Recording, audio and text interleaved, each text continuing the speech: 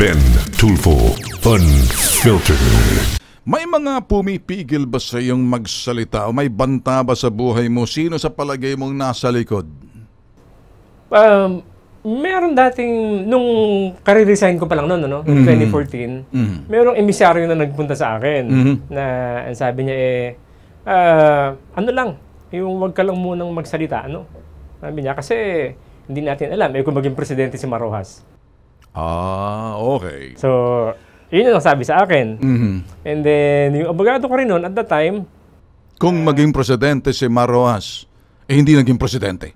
Ayan nga. Tapos yung abogado ko rin noon lumapit sa akin. Sabi, may nakipag-usap din sa akin, na, pero I will not reveal kung sino, no?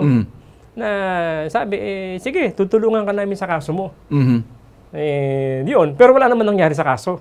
And in fact, from the ombudsman, nasa ombudsman pa yung kaso umakit pa sa sandigan. So, anong klaseng tulong yun, di ba? So, and at that time then, nakikita ko may mga sumusunod sa akin, ano? Kulay itim na, yung isa Starex, yung isa Fortuner. Tapos walang plate number, walang conduction sticker. Siguro just to see na, just to make me feel. Nagpaparamdam. Na meron alam namin ang gagawin mo. We're watching you. Pero after some time, nawala na yun. Okay. So, kumusta naman ngayon sa panahon ng administrasyon ni President Digong? Is there anything else na medyo sumusunod sa iyo or nothing? Wala na. Wala na ngayon. Ben Tulfo Unfiltered.